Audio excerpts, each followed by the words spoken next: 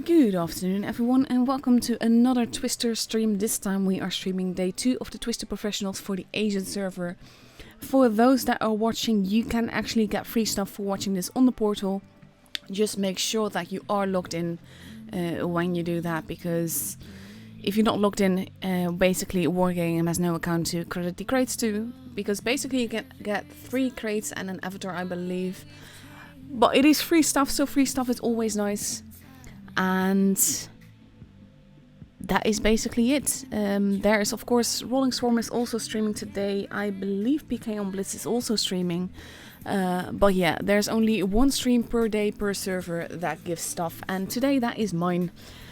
So hopefully I will not disappoint you guys. I am a little bit sleep deprived, so I apologize beforehand about any brain derps that I might make. And for the most part, let's just enjoy the whole thing and see where it leads us. So I'll take away the preview now to show you the current standings for the Asia server. Feast and TNM both have 2 points. Then you have ICT, Low, HLV and E7 all having 1 point, and Nub and King have no points as of yet. Anything can still happen. This is only day 2 and only round 3 and 4 of the 8 rounds that's 7 rounds in total that we're gonna get. So it is definitely worth watching, in my opinion, because this is the top of the Asia server and I love competitive gameplay, and this is like the top of it, and that just makes it a lot more fun to watch. But yesterday was a little bit frustrating because the team that we were following, E7, did not really have the focus fire that I'm used to from them. So it was a tiny bit frustrating, but today I hope they will have improved that and will have basically gun their act together. So like I said, we are following E7, and today that will be E7 versus King, followed by E7 versus HLV. So that's definitely going to be an interesting matchup. HLV has been a bit of a dark horse, I believe. They've done pretty well, and yeah. That is basically not much to say about that. Not a big fan of all the maps that we get. It is a best of 7, so basically the team that got the first 4 victories is the one that is going through to the that gets the point. And after the round robin, the 4 teams that have the most points go through to the finals. So that is something to keep in mind as well. So now we are just waiting for the room that should be up in about 3.5 minutes thereabouts. And then we get to see the first lineup. This is my Asia account. I don't really play on it. There's no filter. This is really all I have. Yeah, pinging on Asia server is awful for me, so I generally don't play here. But it is a lovely server, and I'm happy to have this account so that I can at least stream for you guys, because I do love streaming competitive gameplay. Tonight I will also be streaming the EU server and later on the NA server. My EU stream will also be a crate stream today, and the NA stream will not be. But I'm more excited for the gameplay, but I'm just happy that I can get some people some freebies as well, because that is generally something that I like. I like it when Wargaming tries to give people free stuff, and I would have liked it even more if people actually got stuff for all the streams rather than just 1 per day per server. Because there's quite a few streamers and it is rotating, so in that way it is quite fairly done. But yeah, I would also love for people to get more free stuff, because in previous seasons, if you were watching multiple streams, you got the prizes multiple times. And I think that's one of the reasons why they changed it, so it's now only 1 stream per server. But yeah, it is what it is. And we'll just have to content ourselves with the limit as it is right now. But for the most part, we see that there are generally a lot of people waiting for the created streams, so it's good for our numbers as well. So I'm going to make a very nice little cheeky plug for myself. I'm turning 34 next Friday, and I really hope to hit 5k subs before then. And if I do, I'm going to hold a massive giveaway. So by all means, if you can find it in you, please sub my channel. And that being said, also sub Rolling Swarms, because he's the main other streamer for the competitive gameplay, and he does amazing work. So definitely shout out to him as well. So now the stream is active on YouTube. I will keep an eye on the chat, but do be warned that there's a 5-minute delay on this stream, and that means that there is basically nothing really I can react to unless it's direct questions without that delay making it feel a bit weird. But it is needed so that people can't see each other's lineups, and it's a surety, because with 5 minutes with the first room, you can just basically avoid people seeing each other's lineups, and they can't stream snipe. Well, it's not technically stream sniping them, but you know what I mean. And yeah, that is basically it for the practical information. Again, if you want to watch, if you want to get free stuff, watch through the portal, not through YouTube. I know the game links to YouTube. It's actually a derpy thing of wargaming to do that, but it is also that it is what it is. You need to go through the portal. My moderators will be posting the link in the chats several times for you, so that you can know where to find it, and know that the prizes that you get for it will be given to you about 15 minutes after the stream has ended. So you have to be a little bit patient there as well. So please don't right after the stream say, I didn't get anything. Just wait for about an hour. If you still haven't gotten anything after an hour, then by all means contact me, and I will tell Wargaming about it. So yeah, we have the room now. I am located on King's side instead of E7's, but that's okay. I love E7 a lot because they're all Disney princesses, or almost all Disney princesses. Olaf is technically not a Disney princess, but you know what I mean. Echo actually changed his name, but it doesn't show yet. He is now Rapunzel, which is something that I love as well. So we have King's team fully present, and E7 still coming in. And the first map that we are going to is Castilla. So let's have a look at that. Castilla looks like this. You have 3 bases. Base A, which is considered the med base. Base C, that is considered the heavy base. And base B, that is the base in the middle. That is very difficult to cap unless you know exactly where the enemy team is. There are lots of lines of fire into basically every base. So it is not an easy map that way. It also makes it not a very predictable map, but it does make it a very stalemate map. I don't think I've ever seen more stalemate games than I have on this map, so I kind of hope that it will be reworked at some point.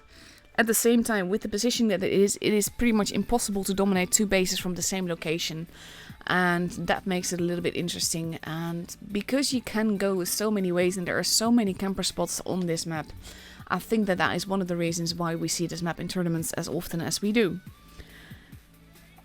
So basically, this is what we're gonna do. I don't know where they're gonna go, but it is teamwork in this case. So regardless of what you would expect to be doing in random battles, the thing is that you don't have to do that when you're in a team, because you have a team that can build on each other. You have tactics, you've discussed tactics and all of that. So basically they can go anywhere, and I always feel that it's quite useless to predict where they will go, because you only know once the battle starts definitely which way they will go. But generally we do have some campers, and we do have some overall brawling happening. Sometimes we have a cheeky B cap. Most of the time people focus on the A side, with sometimes a C side thing, but that's not, because C is a lot more open to camper fire and all of that. It's not all that much that we see that happening. So I'll take away the map for you to make sure that it is not in the way of your battle view. We have just over 2 minutes left to go. And hang on, I'm just getting a message. And this is good, I just understood that the crate count actually started the moment that I started the stream. Because that was a bit different on NA last night. Basically the crate count only started half an hour after I started the stream. So that was not really useful. You can get 3 crates max, I believe. So we will definitely be streaming for an hour and a half because of that. Because I only think that it's fair to give you as much free stuff as I can. And like I said, these are the teams that we have. Castilla is the map that we have. And we have King that is now completely redded up in a Batchat, 2 Foshes, 2 IS-4s, an STB and E50M. So that's quite a mobile lineup with the exception of the IS-4s. And they're going to be meeting depending on whether or not they're changing tanks, which they seem to be. Oh, we now have 3 IS-4s. No, the IS-4 and the E50M just changed players. E7 still undecided about who's playing and who's driving what, but we see a lot of 1-to-1 Bs. that could be tricky, because that's not really a tank that we see all that much, and of course there's a reason for that. It is a lovely tank, and especially if you have the camo, it is a really amazing tank because it looks so good in a gold camo, gold and black.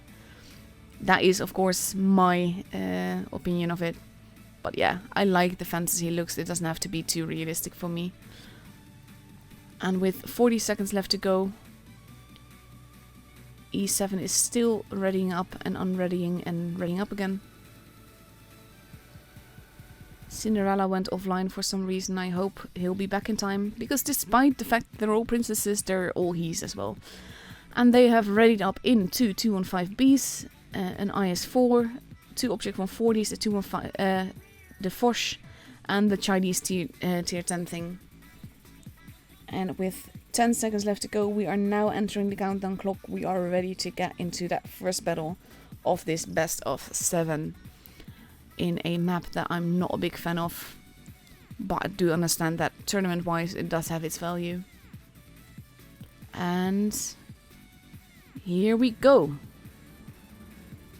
Mind you, I don't accept friend requests, I don't respond to messages when I'm streaming, mainly because I can't guarantee what's in them is actually safe to view on stream and not totally private or anything, so I don't do that. So let's see where they go and what they do. Free camera for the win. And we see that E7 is focusing primarily on the base C side, with a few campers going either on the camping ridge or towards the middle. And we have the Batchat going up the hill to camp, with the Mets going every which way. Sonder heading towards base A. And E7 having quite some aggressive gameplay. Cheesy Bugger already taking a hit. So does the E50M though. And we have Olaf that is capping base B very cheekily. Well done. Oh, Cheesy Bugger just got forced. Like very painfully. That is not what you want to have happen in this early in the game. Because he barely has any HP left now, and he's basically a one-shot for anyone and everyone. And they've abandoned base B as well. But Sonder is capping base A, and that means that King will have a point advantage. Lex has been spotted. And Mulan as well, so Mulan has to be careful that he doesn't get sniped now, and he does get hit by the Foch there. I'm not entirely certain why E7 decided to go for base C as they did, with so many camping spots on the other side that could just get a hit in. And they did get base C, but oh, he pays for it very dearly. And this is exactly why. Why would you... Yeah. Losing a lot of HP this early in the battle can be very damning. And they can't really... they can't really cap base B either, so they would have to go in for base A, but there's 2 Mets there that are eager to do something about that. This is also something that I like. A lot of people don't pay attention to that, but you can see where there is a person when they knock stuff over. Emerald going around the back. Cinderella is there as well. Olaf is now going to go up on the citadel, spotting the campers.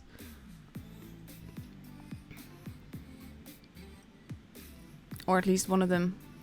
But he has to be careful. He does not have the gun depression to make this work effectively. Sonder does get hit for it. And we have Cinderella moving around the back. Slowly but surely. And basically Olaf just needs to keep them spotted, but he needs to be very careful doing so.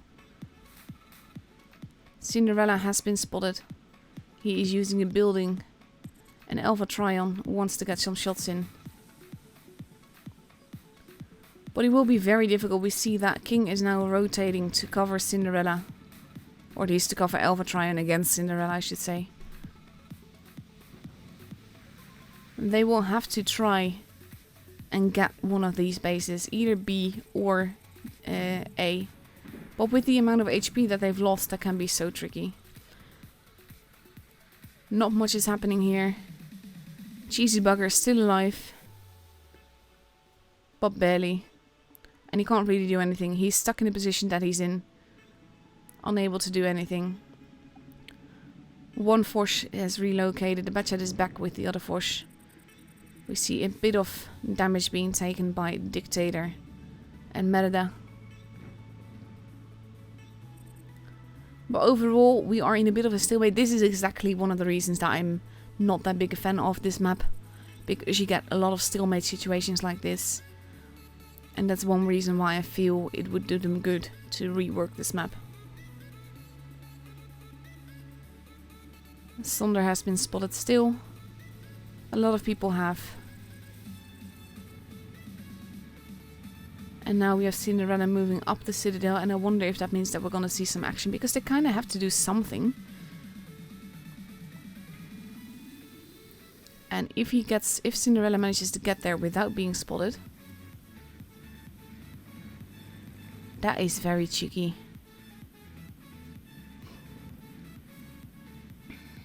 But he has to be careful with the Foches. One of them, you see that Camaro just turned towards him.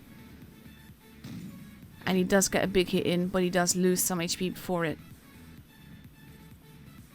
And overall, they can't really do much, because if they push those Foches, there we go.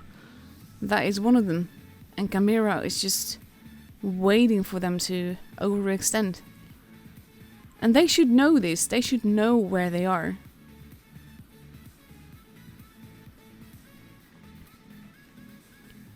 I've actually had a game a long time ago where I was driving the STB exactly in this spot and got 6k spotting damage from a random team. So that's kind of saying something as well. Now I have Cinderella moving around. We see still the stalemate going on. Ariel moving in. They want to get Dictator out of the way. Ooh, Olaf. Overextending, taking it to a new limit. And Sonder does take a big hit for it, but so does Milan on the other side. And they need to take out... There goes Sonder. They managed to take him out, but oh my god, the HP that has been lost. And E7 is now at 900 points. If they survive, and they both lost another tank. If they survive this, and this is not something that you want to see, a big force shooting at you. Now base A is being capped. This looks to be E7's game, but it's all about survival at this point, and there's a lot of low HP targets. Ooh, Milan just got taken out, but Camiro's almost gone as well. And now they have two bases. They just took out Camiro. It is 5 versus 3. Base C is gonna get stolen, but it's not gonna make enough of a difference. They would have to take out the guns very quickly, and now E7 is playing defensively and taking it to 1k points. And taking the win. But it was a very, very slow game, slow build up. And that's something that is just very typical for Castilla. In one way it is kind of interesting, because you are just waiting for that push to see it happen and to see when they're gonna do it and if they're gonna get away with it. In this case, I am surprised E7 got away with it, because they kept overextending as they did. But it worked.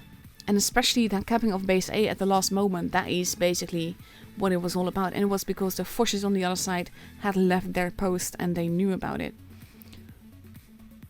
So now with 1 minute and 17 seconds left to go, the teams are changing their lineups quite drastically by the looks of it. Because we now see on E7 side a Grill, a Spaghetti, a VK, a 268, a Batchat, an IS4 and potentially a 140. I like seeing the Spaghetti in the lineup. I'm still not sure if it qualifies as a tournament tank, because it is a difficult tank to drive, mainly because the whole auto reloading system isn't standard. It doesn't work like an autoloader. You can't drive it like you can drive it like an autoloader, but then you wouldn't take the best out of the tank basically. You can make it perform better. So I love it, because it changes the way that people have to think while driving it, because you can decide to either reload the one shell and then go in, or just empty your clip and then wait to reload again. But if you're brawling, it can actually be more effective to wait for the first shot to reload again and again until you know that you can clip them because then you can just empty your shots into them. The thing is that it is a weakness and it is a strength. And I personally love the fact that you can manipulate the battle with that. And yes, we have king with the bad chat, and there we go. A bad chat, a 215B, 2 IS4s, a Forsha 268 and an STB. So that's a very different lineup as well. I'm mostly wondering what will happen with that grill, because it is so lightly armored. It can really work against it. In this case, I feel the Forces would be better choices, but not everyone has had time to grind the Force or to free XP it. Or at least the autoloader gun or the tank in total, because before the Force wasn't all that popular. So with the Spaghetti and the Batchet on the other side going towards the middle and base A, the campers going after along with one IS4, we have the VK and Echo or Rapunzel heading towards base C, just to keep an eye on things. And we have Sonder that is going up on the Citadel, giving E7 basically the base A for free. Now we have a Force that is ready to shoot anyone on the Citadel that they can hit. But it is not easy to do so.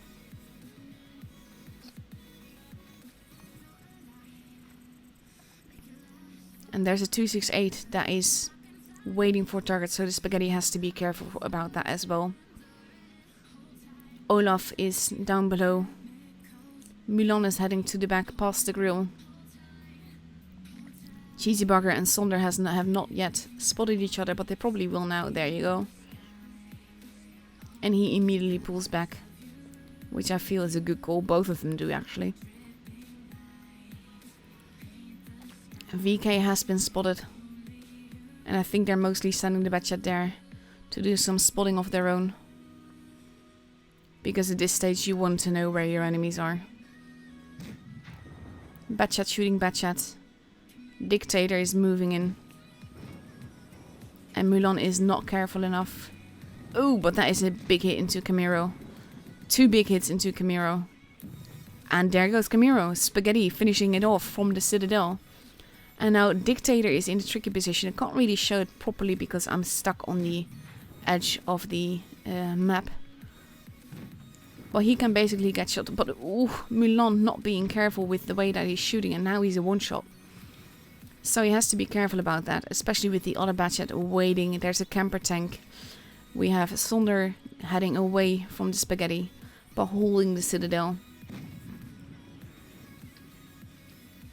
There goes Mulan. Dictator taking a big hit as well. VK holding with all its straw armor. Echo going in. Not necessarily to get damaged, but the VK can just now move in. And even though he does take it, this is something I don't understand. You've just been hit. You know that whoever hit you is reloading. And he pulled back as he fired. And I think that's why that shot did not pen. But so far both teams have lost the tank. And E7 is the only one with the base, so it will be up to King to make a move, to make a push somewhere. We see that base B is now being capped. And they don't need to worry about that, to be honest. Oh, Alpha Trion in losing massive health there to the VK and the IS-4. And at this stage, they don't need to take out Dictator. It would help, but they don't have to. Base B still not being capped. Because Lex keeps getting shot. And we have the VK now moving into a position where he can safely finish off Dictator. There we go. And Echo takes a big hit there. He doesn't really need to, but he does.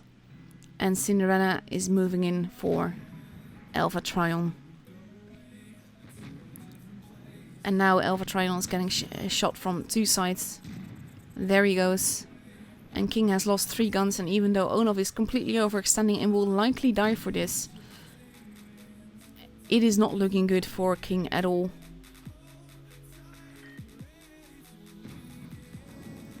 Echo also low on HP, but they are sealing base B to add injury to insult to injury, really. 268 is moving. There goes Olaf. Oof. And that was a massive hit into the IS-4. But they are careful because they know that there's a camper somewhere. There goes Lex 268 finishes it off. And it is 800 points. It is 5 versus 3. Oh, but Cinderella did just take a massive hit. And they need to be careful. They do need to preserve their tanks a little bit. Spaghetti going in for the STB. Echo being taken care of now. Spaghetti reloading and missing. This is what I meant with the strength and weakness of the Spaghetti. But if he reloads that shell, it will be the end of Sonder. There you go. And now he just needs to survive. Cinderella taking more damage in the middle, but still alive. There goes the 268. And now it is just the Batchat that is left. And Cheesy Bugger is going after him. Sonder not happy with the ping. I did hear that there's quite a bit of ping and packet loss on the Asia server again. So I'm hoping that Wargaming will look into that. The grill arriving, big hit, but we are at 1k points. And it is not enough for a kill. And the Batchat gets to live.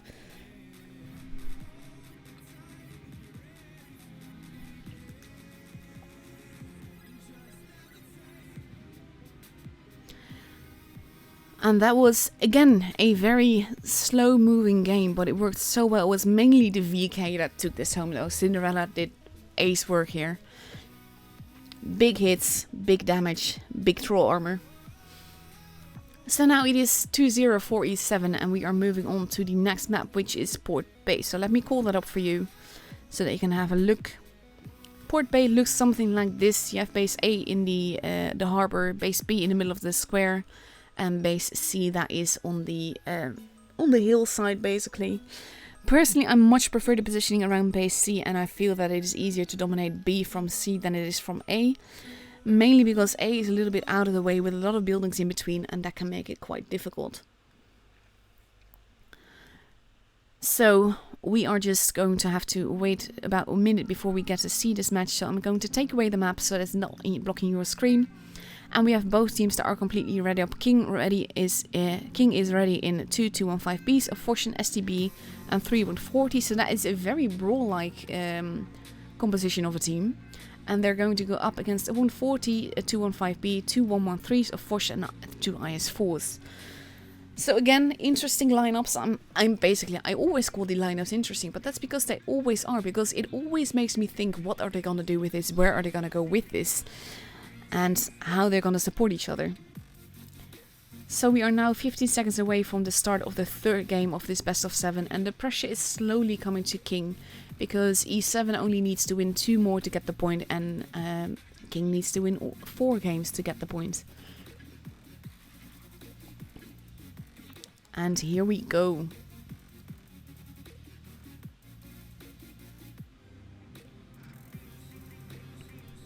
And let's see what they do.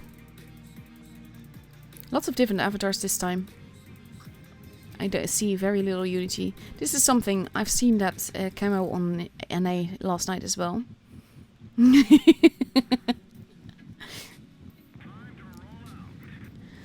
Let's go up and away. And we see...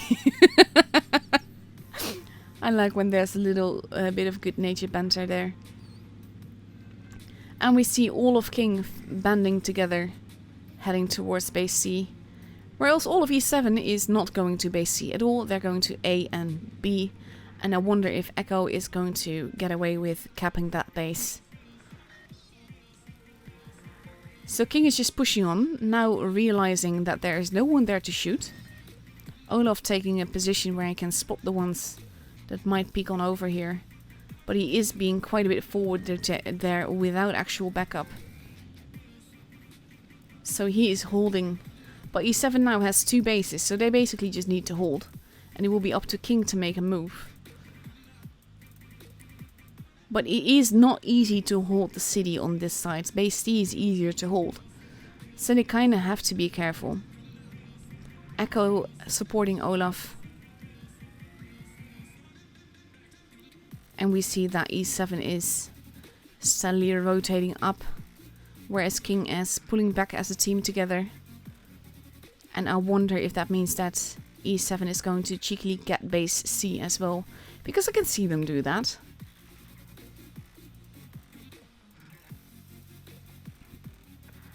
And he's doing just that. He does probably troll capping more than anything else, but they are capping together. And if they get away with it, it will definitely put the pressure on king. And we have the STB that is watching them, but not actually stopping them. We have Ariel that is moving up, and now e7 has all 3 bases. And king sort of... Oof, big hit into Necromancer there. If he's not careful, he's the one that has to be raised from the dead. The 1-1-3s, now e7 pulling back together. Cinderella having been tracked and tracked again. And now king is moving in for some very quick kills, but we are already at 850 points. As long as some of e7 survives, they should have this. The 1-1-3s are obviously not going to survive this, but we have entered the brawl stage. Red Panda is in trouble. Red Panda is not going to survive this, and we are at 870 points. We have the STB moving in for Ariel. Big hit into the Foch there. Olaf is not going to survive this. Oh, sorry, Ariel is not going to survive this. He does, because Alpha Trion actually misses that shot. And it allows Ariel to still get another shot in. And oof, there goes Ariel. But Alpha Trion is very close behind. Not sure what Mulan was trying to do here. Because that might have just ruined everything for him. But we are at 1k point because of all the base captures that e7 did. And the game is for e7. What a very, very quick game.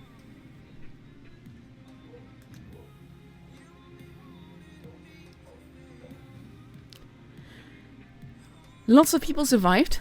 There's exactly 1k damage difference between the teams. King did actually more damage than e7. But look at this, just over 3 minutes for a tournament match. That is very, very quick game.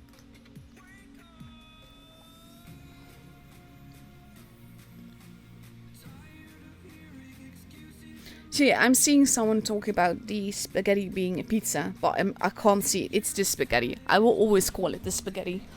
But it is an amazing line. I'm going to show you some standard B aces in the intermittence between this round and the next. And it's amazing. I love the whole line, honestly.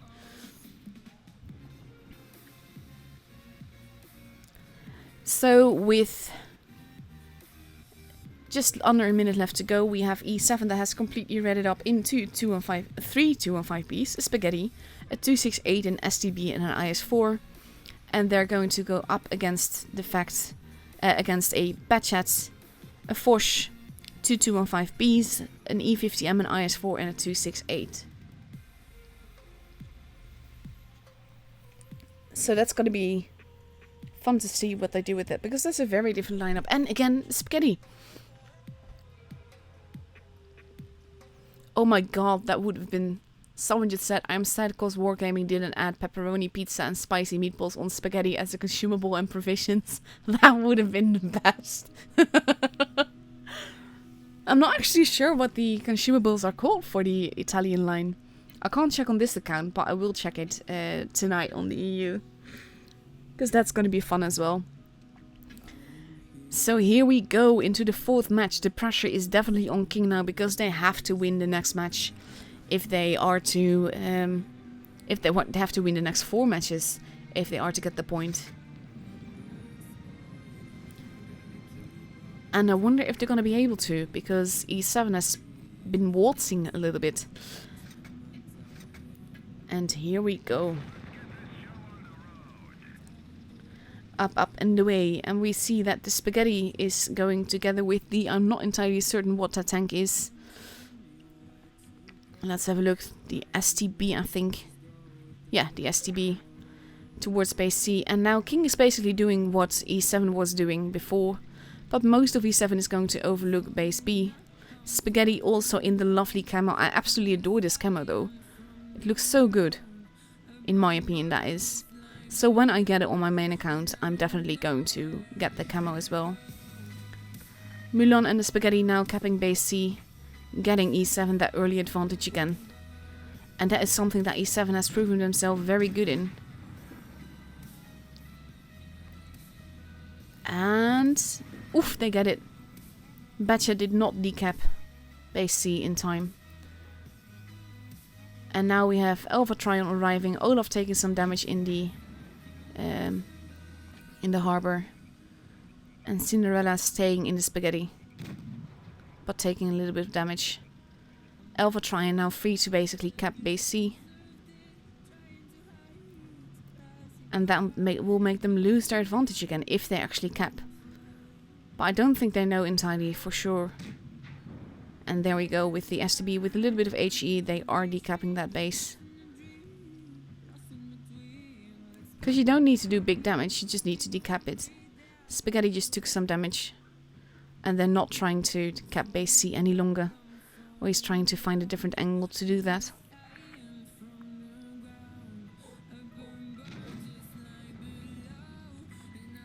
Shooting at each other. Alpha Trion now capping. And getting immediately hit for it. And even though he's losing barely any HP, it is a risk. And that's probably why they're not really committing to it. But base B is now being capped. But there's already a 170-ish point difference between the two. Mulan repositioning himself. Alpha Trion now capping base B as well. Basically, I have to avoid this happening. They can't really let them get the base because then, now, King has the advantage. Dictator taking... Ooh, that was a massive hit into Necromancer there. But Olaf is steadily losing HP. He is overextending. Not hiding enough. And now King has 2 bases. And that definitely gives them the advantage. They don't have the HP advantage anymore. Not with the hit on the E50M. Ariel having been spotted. He has to be careful. And base C is being kept again by the STB. With the spaghetti in the rear. Let's go over there away from the stalemate from the harbor. That is not really much happening there. We have the Batchat moving in. And E7 has taken it back. But now, by now, King has the point advantage. And they will kind of need to move in. Cheesy bugger having gone all the way around. And we're going to see a pincer movement. Necromancer taking big hits. The campers now having been spotted. 268 immediately getting shot for it. Dictator. Oof. Ariel taking lots of damage. Getting base A. Not sure why he's taking that risk. Because he's now almost dead. And you really want to keep that gun. But they don't. Dictator almost gone. There goes Dictator. HP wise it is relatively close. The Foch and the E215B getting in each other's way. That is not helpful for King's team. There goes Alpha Trion. There goes Axiomatic. There goes the spaghetti. But now we have an STB and an FV going after the Batchat. Batchat wanted to get away, but he doesn't yet. And we have Camaro relatively healthy, but still reloading. There goes iLion. Merida moving in for the Foch. He can take a hit. Which is exactly what he's gonna do. And the Batchat is running away. But E7 took the lead back. They took the point advantage back. Camaro is gone. And now it's only Red Panda that is running away. At 875 points for E7.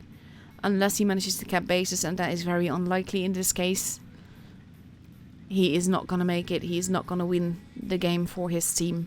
And that means that E7 has a point.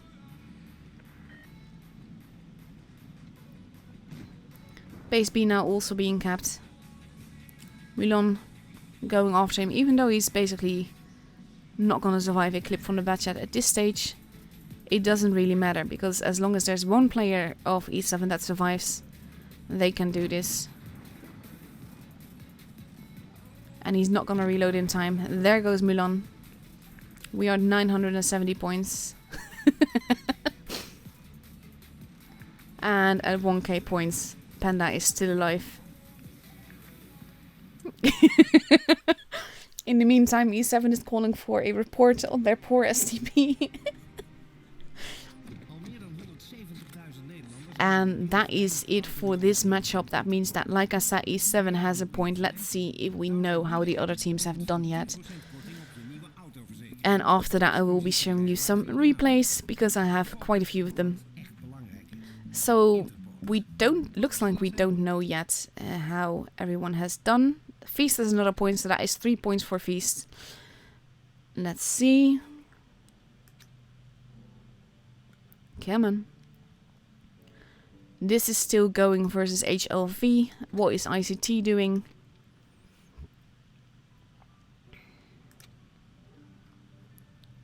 And that is still going as well. So I'm just going to start with showing you some replays.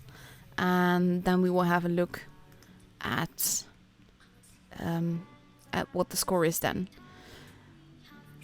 Let's see. What do I have for you?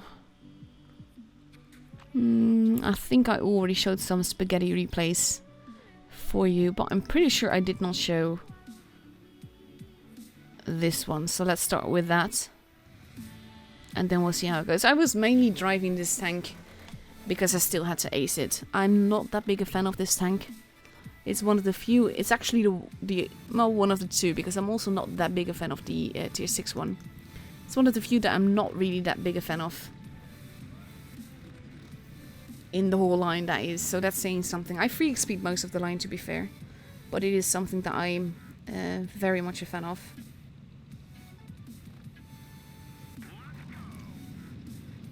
So let's see what happens. I know how it ends, but yeah. So I always go for base A when I can, if there's not an overload of mediums on the other side. They do have quite a few fast tanks, but we have one more. So I decide to just use that to my advantage and go here. But there's a Pantera on the other side, and Pantera is actually a very nice tank. But he actually bounces on me, which is very helpful, because I need to get as much shots into him as I can and see if I can survive. Because even though I loaded a few ones into them, he still had more HP than I did. But now he's sadly being destroyed, and now he's a one-shot. So I just go on after him to kill him off, and then just start capping the base, because who doesn't like some troll capping points and a bit of a point advantage for the team. So I absolutely derp that shot, do absolutely nothing useful with it. And I just keep capping the base, waiting for a tank to shoot. There goes Pity Mac. And I kind of want to get a shot in. I do manage that right before he's killed, so that's a little bit of damage more for me. And then I just go after them, because now it's 7 versus 4. Which means that we have a lot of HP and tanks left to waste, basically. So when this guy hits me, I'm actually not that worried. Especially this is something that I see a lot of people do. When someone shoots you, they pull back. And you don't really have to, because you know that you have X amount of seconds before the guy can fire again. So just doing it only so they can't really be pre-aimed for me. Because that would really suck if he just shot me. So then I decide to use my teammate as primary target and just use the little hill to stay behind him and see if I can get some shots in, which I can from here. We are 2k damage in, but mainly the fact that I kept the base, and it's the only base that we have kept. It's definitely working in my advantage. So I just decide to go in at this stage, because he's so not focused on me. It can actually work very well. And I kill him off. And then there's only the tiger left. I'm a very lucky bot, yes. Something I always find funny, because it's never their fault that they lose, is it? So I'm reloading, hoping to get the kill. But I don't. I don't even get another shot in. But it was a short but pretty cheeky game. And it can go every which way. But it was an ace. I was quite surprised at that. I think that this medal definitely had helped with that. So I got 1126 base XP, 345 supremacy points. So that is, yeah, it was a very short but bit of a troll game. So that is the first replay that we have. Let's see what else I have for you. I have some sweet games actually. Let's see. I'm actually going to show you a overpowered game in a very overpowered tank from the NA server. Because on NA I'm actually following Premo with the tournament stuff. So I got some lovely Premo replays from Cora. And basically they are just... This goes to show this tank is so OP.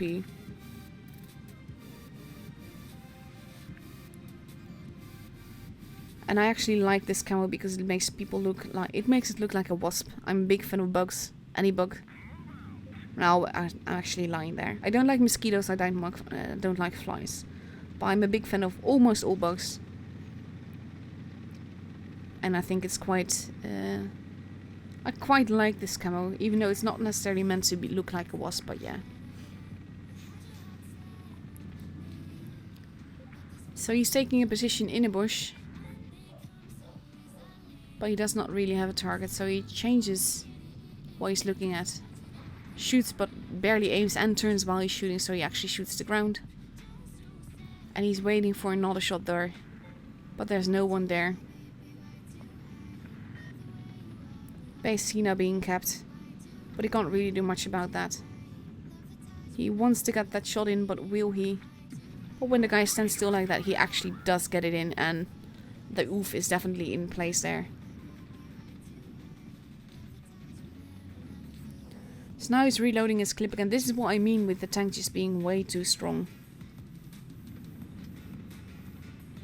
But it does work.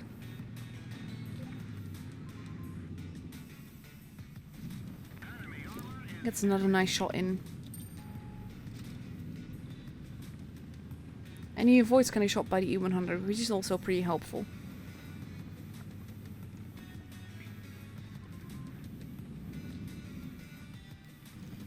So he starts to reload his clip again at this stage. Not having done all that much damage just yet. But trust me, he will.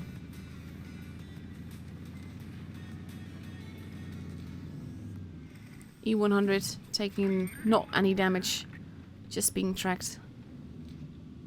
The IS-4 pulling back, now a one shot for the Foch. And he feels that for sure.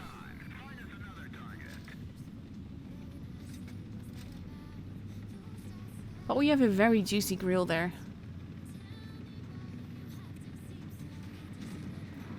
And with 1 second left, he arrives here to shoot the E100.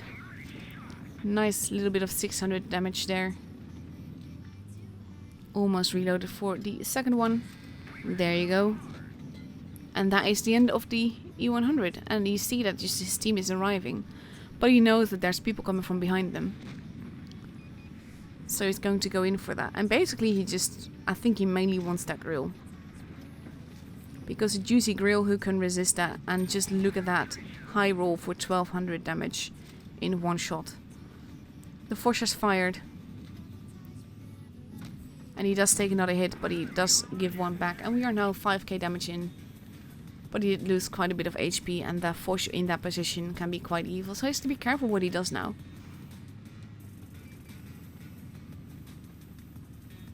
And then we have the T-57 Heavy, that is just arriving.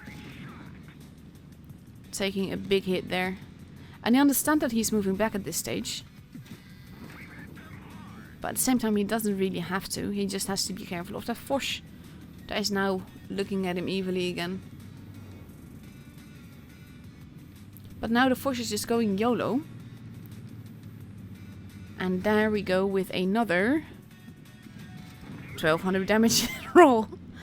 And that just goes to show how evil this tank is. We are at 7.5k damage now. It is completely ridiculous. And he makes it look easy. It does not look like a difficult game, this. So now he's reloading the clip again. And he's just careful. Not wanting to die. But wanting to get that extra bit of damage. And it could have been a lot worse. Because if the grill had still been alive, that would have been extra 500 or so damage. But it's the E3 that takes the 500 damage of the T-54. And that is the end of this game.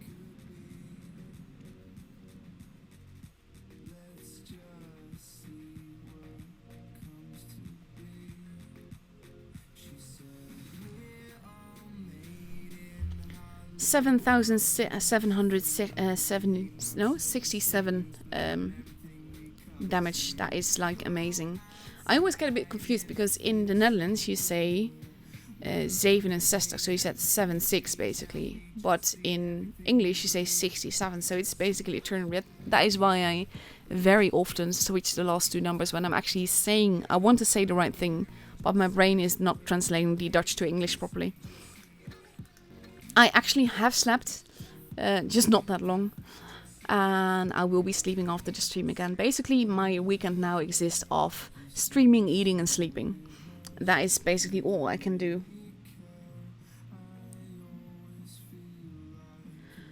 So let's see what else I have for you. I have about 20 minutes left to show you replays. So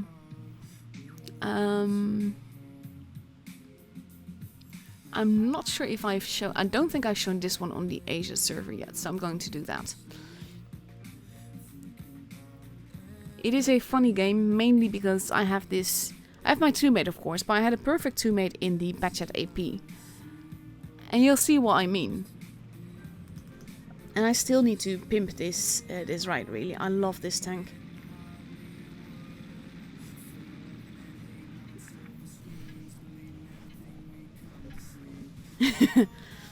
We are talking, I'm talking, we're talking between the battles, but we're not actually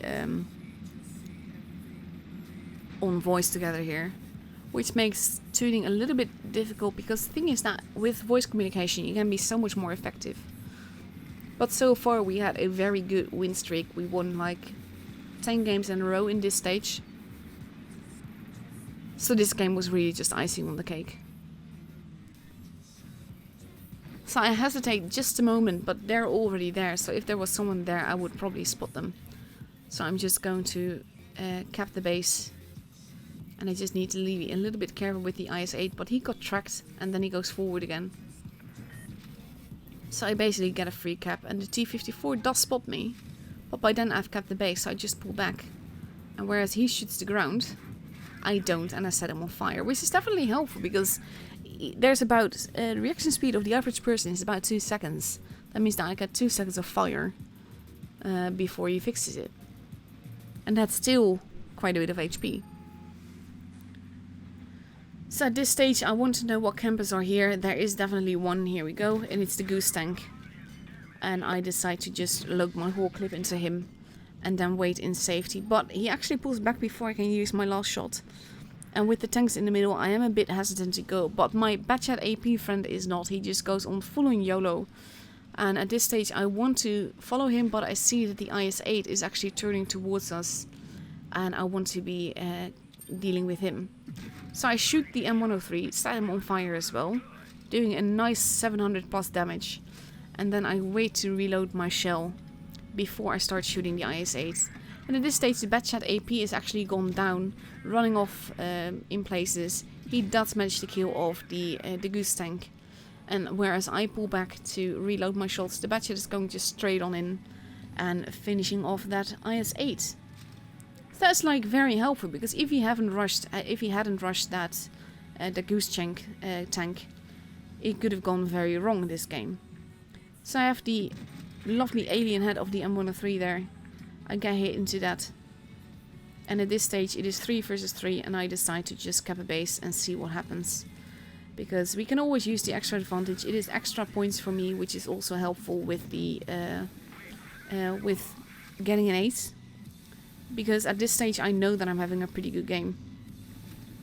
It is 2 versus 3. My Batchat AP is almost gone, and I actually want to save him. Because even though he's been pretty much very YOLO, he's been the excellent 2-mate to have in a random. But it's actually the Borsig that takes out my friend. I kill him off, the AMX that is. And now we just have the Borsig to contend with.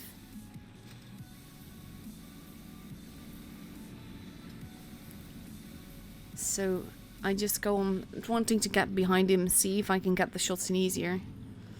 At this stage I'm recognized by my friendly 2-mate, and it's actually led to a very nice conversation after the battle. About us both basically thanking the other for their work. It was really lovely. Those are the kind of games that I do it for, because it's polite, it is fun, it is so nice. So I do some massive damage to him. And then for the last shot, I should have been able to kill him completely by derp on the gun. And then I just have to wait. And he is focused on me entirely, not shooting the Caernarvon. So even though he could shoot me again, I just go in and shoot him because I don't need to wait for him to... for him to derp his shot, basically. Because I had plenty of HP, I could have easily taken the shot. So that is a 5.4k damage ace. That is something that I'm very chuffed with. 1652 base XP. In any tier, that would make me epically happy. But especially in tier 9 already. 730 supremacy points. That, well, I mean, it does help with the ace XP. For sure. So that was a lovely game in my opinion. I really loved it. And let's see what else I have for you. I'm actually going to show you a game on Castilla. In a tank that I love. Not one of my games, but it's Indigo and Wunderkind. Having a very good match.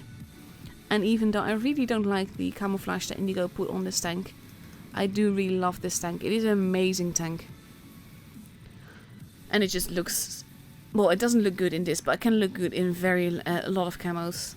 I've basically pimped it on my own account. It's one of my most dressed up tanks. And he basically wants people to come with him. And most of the team is, except for the E100. And that will lead to... This is why... yeah. The E100 is now already cussing. I don't understand this. Why you have to be rude, man. It is very useless to be rude. It doesn't help anyone. It only adds to the negativity in the game. And it's uncalled for, because at this stage, just because they don't go where you want them to go, doesn't mean that they're noobs. It means that they're team players. And they're sticking together as a team regardless of what you feel the right direction is. The fact that you're actually the one that is not going where the team is says a lot more about you than it does about them. The 1-to-1B there, it's a very tricky and aggressive spot that they're doing here. Mainly because you know that they have a big gun. And he does take some damage for it. But not from the TD as you would expect. And now he's picking up and over. Shooting Wunderkind. Wunderkind being blocked by the Batchat. And now the Jagdtiger is arriving as well. So you know at least that there's not a camper on there. And at this stage Indigo decides to relocate himself. See if he can get some shots in. The Batchat is now gone. And is going to accuse Wunderkind of blocking him. Even though he's the one that has been noobing himself a little bit by blocking his WZ. So they are being careful, and then we have a YOLO Jagdtiger here. That really wants a piece of Wunderkind. Like, really wants a piece of Wunderkind. And he actually bounces that shot. I still don't know how, though. And they are steadily slaughtering. And now he's looking the other way, and he bounces it again. And I'm like, how? How do you even do that? And at this stage, the Jagdtiger is a one-shot. And the teams are steadily evaporating. But there's some low HP targets that they can take care of. Which Wunderkind does. And now it is 4 versus 4. But base A is being kept. Little bit of a replay derp. It's not actually lag in the game. It's a derp in the replay. Base B is being kept. E50M is a very low HP target. But the E50 does take out Wunderkind.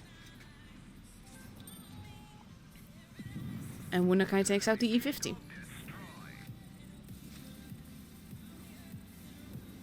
So base A is now being kept, so he takes a very nice position here to be able to shoot them while being relative safely in himself. But at this stage it is actually a Kolobanov situation now, but he has 2 bases, so he potentially could make it work. He just has to be careful that the bases don't get capped before he has an advantage. He knows where they are, so he could potentially take a hit. I probably would have gone in and taken the hit. But he does definitely have a point advantage now, so he can play it quite carefully.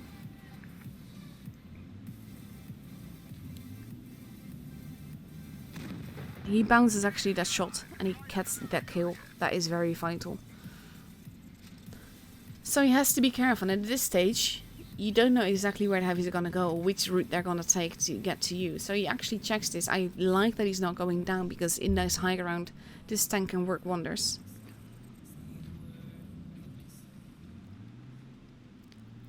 And let's see.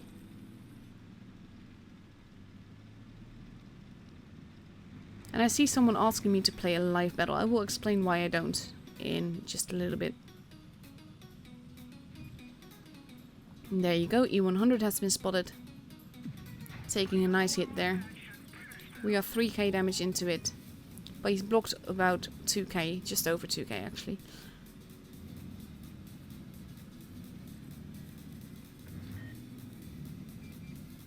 Base C is being spotted, so you know where the other one is. So it's all about this one.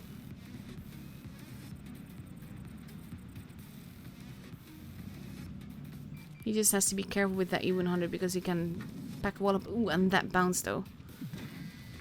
And now he can just go down, because there's no way the E100 will reload in time. And you just have to make sure that that shot pans. And there we go. We are 3.6k damage into it, 4 kills, and 800 supremacy points. Not all of them will be indigos, but still, his teammates are giving him friendly advice and some compliments. I'm a fan of that. I like it when people say nice things. There's no need to be rude to people. And there we go. E75 now one shot. Indigo not, unless he gets ammo wrecked. But he still doesn't take any chance. He bounces that. And he did around 4k damage. And it's just, oh, I love this thing so much. And yes, if you have a replay that you want me to show, I have a special replay channel on my server that allows you to share the replays. There is 2 demands though. It has to be tier 7 or above, and it has to be an ace. Otherwise I won't show them. So that is a lovely game. We are at 52 now. At I can show you another quick one. Again, I don't respond to anything in while this is happening. Let's see, what haven't I showed much yet? Let's have a quick look at a game from Zerd, the team captain of RTK on the EU server. Probably might have shown this already, I don't know. But you just have to live with it. Thing is, I have half an hour to fill with replays and I want to show quality replays. This is why I don't play myself. I can't play on PC to save my life. I could potentially hook up my iPad to make that work. But it is very questionable because I have really good days and I have really bad days. And if I were to get really crappy games, then that wouldn't be much fun to watch either. So I just prefer to show you ace replays because it basically shows player skill and it shows good battles. So we have Zerd going into the middle. And basically it's just me filling time. So even if you have seen this, I do apologize, but I don't think you will mind all that much.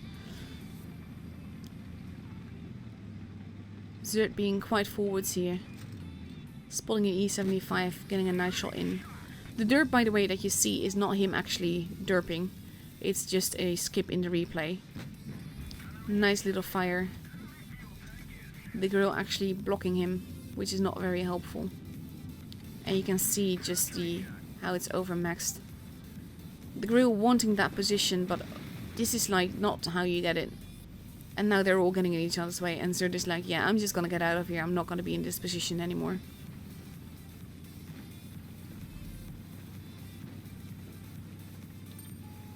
I actually talked about the rudeness yesterday on, well, last night on NA as well. Mainly because of the fact that it is so unneeded. You don't need to be rude in any way. It doesn't help anyone. It doesn't help you either. I do believe in karma, so it will come back to haunt you at some point. But mainly it doesn't add anything but negativity and toxicity. And you don't have to. Now, Zerd is a little bit hesitant, wondering where to go, what to do best. Especially with the tanks, he wants to have a good position. So he pulls back towards the middle. Taking a nice little cheeky position here. With the IS-4 coming towards him. And this shot, just cheekily in the cheek. That's literally a cheeky shot. And I love it. There you go. IS-4 not making it all that hard to hit him. His teammates are steadily vanishing. So he has to be careful with that. One of the guys is coming up behind him, so he has the choice to either face the WZ or the IS-4. So he decides to pull back into the base, into a more solid line of cover. And he does take another shot from the IS-4 here. But he manages to kill him off after that. But yeah, I actually have a clan rule where people aren't allowed to rage. You can rage on Discord about the teams that you feel suck. We have a channel called Cry Corner for that kind of stuff. And of course you can complain on voice, but you keep it out of the game. You don't start messaging people, calling them names or being rude to them. That is mainly the thing that I hate and that I feel has no place here. This is something fun because with that ram, now the WZ is turned into himself into a one-shot. If he hadn't rammed, he could have taken another shot. It could have gone another way. Especially when the DS shoots, but that's a very low roll. And Zerd doesn't even bother repairing his tank. He just goes on in to finish it off, reloading just in time before the grill does, and taking the kill. And I think it's still quite funny that it's actually the grill that was blocking him before that won them the game together. A little bit of assisted damage, probably on the E75. I think we can actually see that. Efficiency, E75, yes, E75 damage. But yeah, I don't understand rude behavior. At least I understand where it comes from. I don't think it's an excuse. So I'm very big on manners. It's also why I rarely cuss on stream. I generally say oh poop rather than oh shit. That kind of stuff. Also because I'm a contributor and that means that I'm held a bit under a magnifying glass when it comes to behavior and I have to behave. So that's also something. But it's kind of taught me just to talk without cussing as much as I can.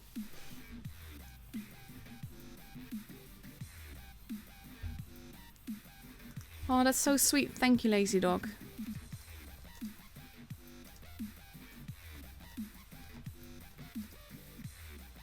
He just told me that he donated. That is lovely. And that's definitely helpful as well because I am looking to buy a good webcam and a good green screen. But it can take a while before I have the funds to make that actually happen.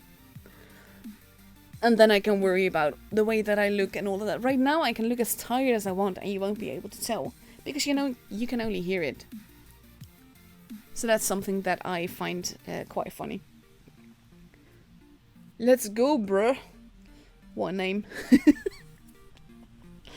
I hope that there's also someone named Let's Go, bruh. Just for the fun of it. So yeah, now we're just waiting for the room invite that should pop up in less than 2 minutes, so it should be okay. In the meantime, I am going to take a little bit of drink. I mainly always say that because I don't want to have people hear weird noise and be like, what the hell is that? Or just to hear me drinking, because I don't know exactly what the microphone picks up. But the thing is, when you stream this much and you have to talk this much, it makes for a very dry throat. So even though I actually have chewing gum in my mouth the whole stream, and you don't really hear me chew, but having something in your mouth helps keep your mouth salivated, because otherwise I would have a really dry throat, and that is not something that you want. Like I said, I'm not gonna check any messages while we are here, because I don't want stuff like that to happen on stream. in case it's either a nasty message or a private message and all of that. So yeah, we are going to go to E7 versus HLV. And we are starting off on Naval Frontier, so let me grab that map for you. It looks like this.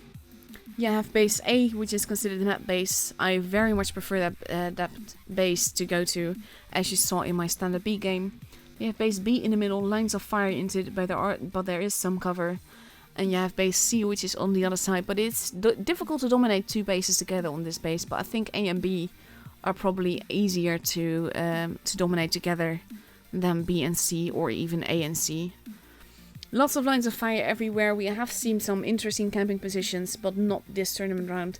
Mainly because it takes so long and it takes a specific amount of and kind of tanks to get people into those positions that is really not worth, I can't say the effort, but mainly, yeah, the effort.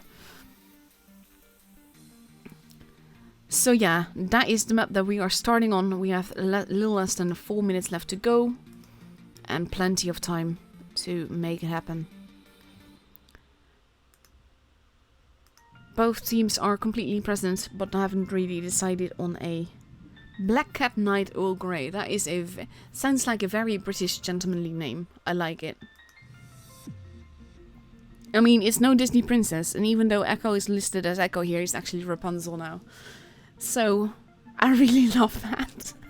I love E7 mainly for their princesses, because it shows that you don't take the game too seriously. It shows that you are not afraid to be quirky.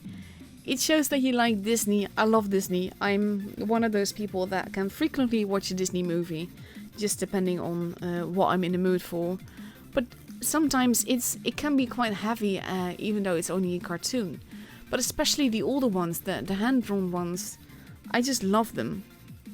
Also the stories and all of that. I like fairy tales, and I'm a giant sucker for romance. It's really bad, really. But I'm a giant sucker for romance, and that's also one reason why the Disney movies generally work for me. But one of the ones that I am actually missing is Moana or Vaiana, depending on where you are when you get the movie. Because the name, I think that it is actually Moana, but it was a cleaning brand in EU, so they had to change the name to Vaiana. So we are still missing that one, and Cheesy Bugger is not really a Disney princess, is it? Because that would be very weird. So we have E7 now completely read up in a 2-215Bs, the T-22 medium, 2 Forces, an E100 and an IS-4.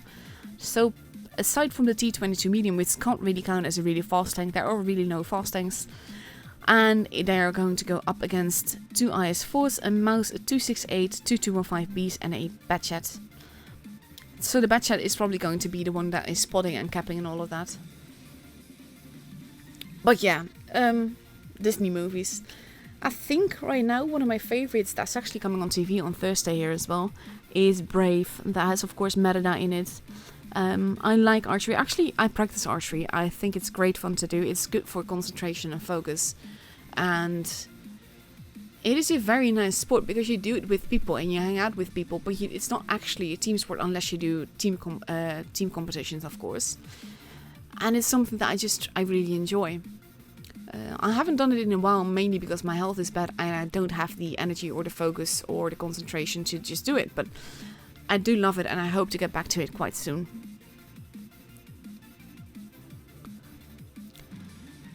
So basically we are now just waiting for the countdown to finish and so we can go into the first match of this second matchup of the day. Again, best of 7. So the first team that gets to 4 victories is going to take home the point. HLV has been a bit of a dark horse. I actually forgot to check the scores after the last matchup, so I will do that after this one. And then we hopefully have a grand total. So we are at 20 seconds in. We are ready to go. And we just have to wait for the countdown to actually finish. This is actually something Kaiser just said. It's because they're online that they make like fools and harass others. It makes them feel tall and cool in their men. That is so true. But that's one of the reasons why when someone is rude to you, I always try to remember that, to keep in mind that this is how they have to behave in their own minds to feel good about themselves. So imagine what their life is like. And it makes it not less rude, but it makes it a little less bad in my opinion. Look at my little figures. This is actually one of the tanks that does not look good with any camo, because I actually like the stripes on the turret a lot more. So we have HLV focusing primarily on the C side with a little bit of BD. FV is using their OP speed boost to get places, and E7 is focusing primarily on B and C. So it could be potentially interesting to see who is going to get the point advantage. We see a shot happening but no damage being done. A plane flying over. And Rapunzel heading towards base C. I'm just going to keep calling him Rapunzel now. It's also funny to say names like that and talk about he's. But yeah, that might just be me. That shot just missed him. He is capping a base. Base A is now being capped. And I wonder if the force is going to get shots in. Because he could potentially get very much focused. Base A has been capped, but he does take... Ooh, Taka does take some damage for that. But so does Milan. Milan pulling back, reloading his clip right now. And he takes another hit. And that is a dangerous thing to do. We have the IS-4 going down. Cheesy bugger heading back. And we might potentially see a push here into Cinderella. So they have to be careful about that. E7 steadily pulling back. Oh, Milan losing way too much HP here. That is not something you want to see happen. And HLV is getting punished a little bit. And now Milan is just going on straight on in. Not sure what they're doing. Oh, Boa Sorted just lost a ton of HP, but Milan is almost dead. And now he is actually dead. He does have some support. But now Cheesy Bugger is in trouble. And the heavies from E7 will have to move very quickly to make this work. Because even though the T22 is troll, it's going to cost them a tank soon. There goes Cheesy Bugger. Emerald losing a ton of HP as well. Screwball now reloading to finish off Ariel. Merida in pretty good health. There's a lot of low HP targets, but they're not being killed. And that's mainly the problem. There goes Boa. Finally one tank of HLV has been taken out. There goes Taka. And Cinderella is in trouble. He's not going to survive. Ooh, he does survive that. That is a very lucky Cinderella. Merida has still relatively good HP, but so does the mouse. And oof. The FV takes him out. And now the 215B is in trouble. The 268 is moving in. And Merida is not going to enjoy this much longer. Echo, the only one with substantial health. There goes Cinderella. And basically, HLV definitely has this on health points. Weird stuff has to happen for them not to take this home. And now it's just 2 versus 1. And one of them has a very big gun, even though he just missed. It will take too many reloads for Rapunzel to take this home.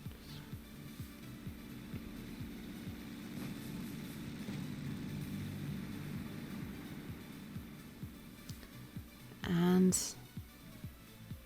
just turning around with it. He's not going to survive for much longer. He does get a not hit in. He's still alive. Have to give him credit for that. But he's not going to survive this next reload. Especially not while being in front of the mouse. And being forced to show his flank and by the mouse. And that was sort of like a pity execution.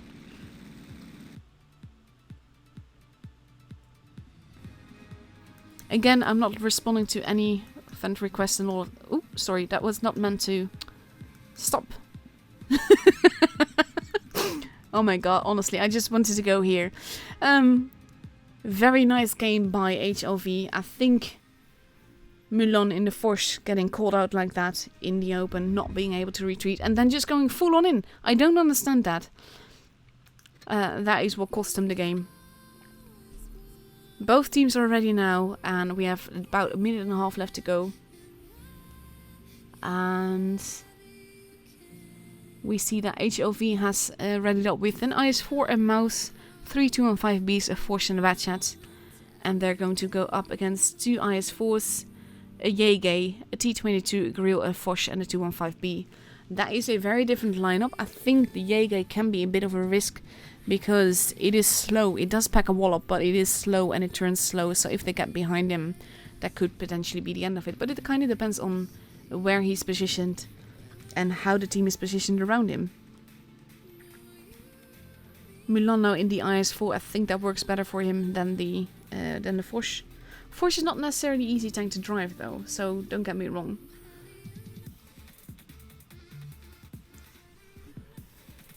So 30 seconds left before we go into the second match of this best of 7. No pressure really yet, because the team that only gets to 4 victories first is the one that gets the points, so there's plenty of time and games left to get there.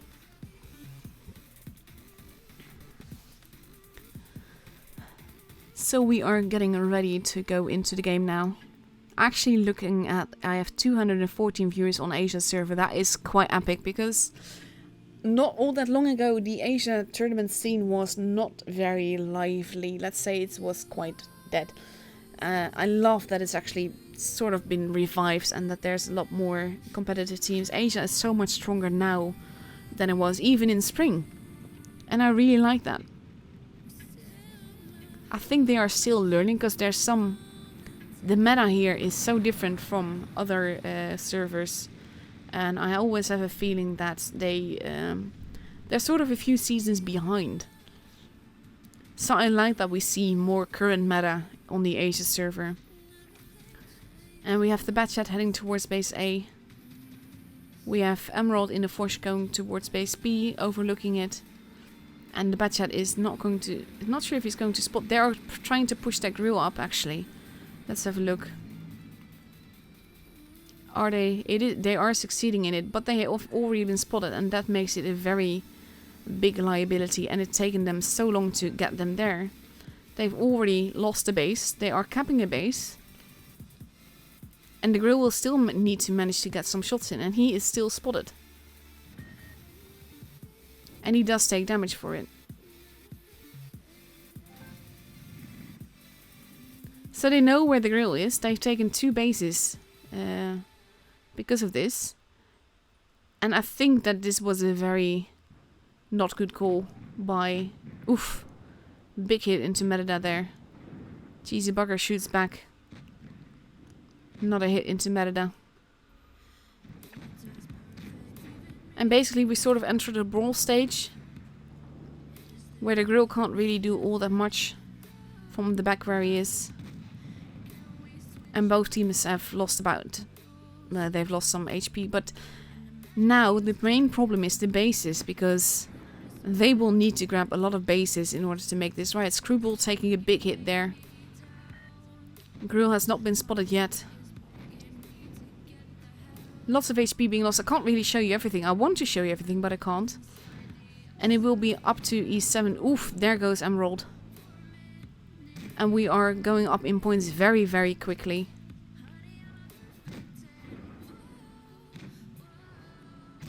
And this is something that you don't want to get rammed by a mouse.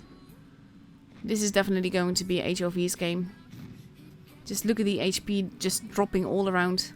Tanks not being taken out when they should have. Kills being made.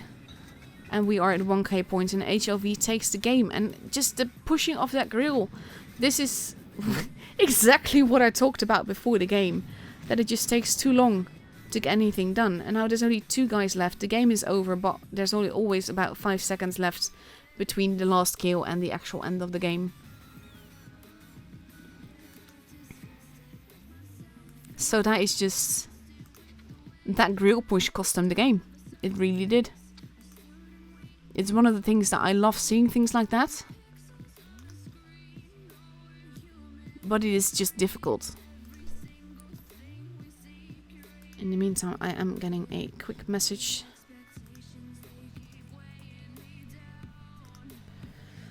So 1.5 minutes left before we go into the third match. And now slowly the pressure is coming really. Because like I said, the person that wins, the team that wins the first, that gets to 4 victories first, is the one that takes home the point. We are going to Dynasty's Pearl. I'm going to show you that not because you don't know the map, but mainly because I want to show you it's a panda. It's a panda map. You have the head with base A in the forehead, with the little bit ears. Then you have the nose between base A and B, base B in the chest, base C in the round belly. There are paws on both sides. There are little feet at the bottom. It is a panda, seriously, this map. I can't look at it any other way since I've seen that. So I hope you can't unsee it either and just have fun with the panda map. So we have base A, which is considered a heavy base. Base C, that is considered a map base. Base B in the middle. Base B, very difficult to cap. I'm going to take away the map, but yeah. It is an interesting map. It is a very small map as well. But we have E7 now ready with a 263, a T22 medium, another 263, a Force 2 113s and an IS4. Versus 2 IS4s, 2 mice, 2 215Bs and T22 medium. So that is a lot of DPM on the E7 side versus quite a bit of troll armor on HLV's side. And it will be very difficult to determine how this will go, really.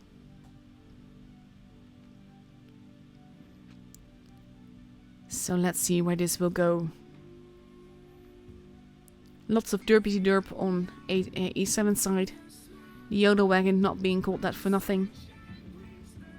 And I wonder what they will do, because they kind of need to. They will need to get at the advantage early. And here we go. Love this camouflage as well. It looks good on almost all tanks. And like that, for the most part, HLV is sort of using the same color code. We have Papi going towards base A. And we have all of E7 going towards base C. With the exception of Cinderella in one of the YOLO wagons. And we have Ariel just going straight on in to perform the YOLO function that it does so well. I'm not sure if he's going to get away with trying to cap the base. T22 arriving and they're getting shot in the rear. But oof, Liberty just lost a ton of HP. But Ariel is not looking too healthy either. And at some point they did cap the base, but it's going to cost them very dearly. Look at these mice arriving. They kind of knew that they would be here though. And Ariel and Cinderella are just being eaten alive.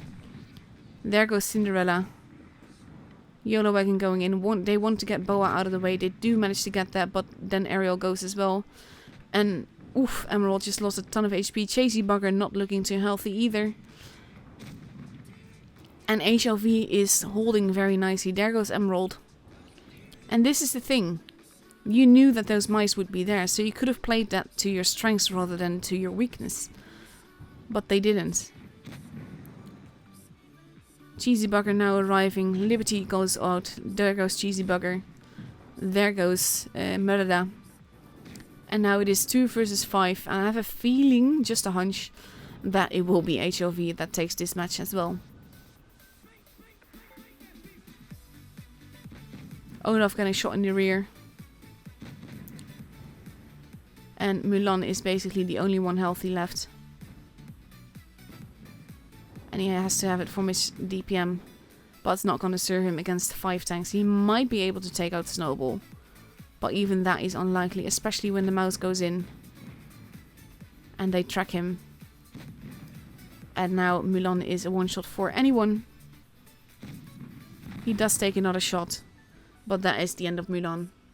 And the game is for HLV.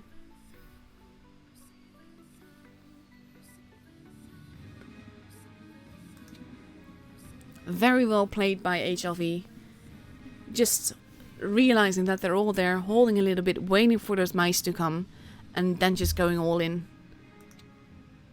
Very good game. And now the pressure is definitely on because, like I said, the team that gets 4 victories first is going to take home the points. And now E7 has to win the next 4 matches in order to get the point, whereas HLV just has to win 1 more game. So both teams are completely readied up, even though Cinderella is offline for a little bit again. And we have HLV ready in 2 IS4s, 2 mice, 2 215Bs and T22 medium. And they're going to go up against 2-2-1-5Bs, a T22 medium, 2 Foshes and 2 IS4s. So that is a very different lineup. I don't think the Fosh performs all that well on this map. It does not have the ability to snipe. It does not really have the ability to do much of anything. And we just have to wait in just under a minute before we see what happens in this very vital match, because like I said, the pressure is on. But HLV being very strong today, showing exactly the right amount of patience and brawling that they need to.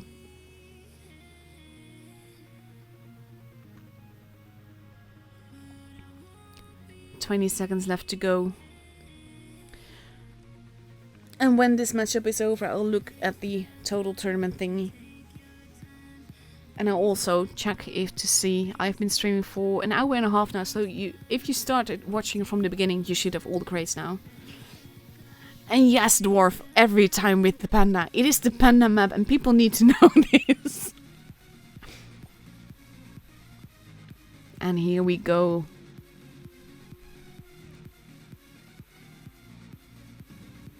And let's see what they do with this. Big pink mouse tank, pink camo, best camo. And here we go.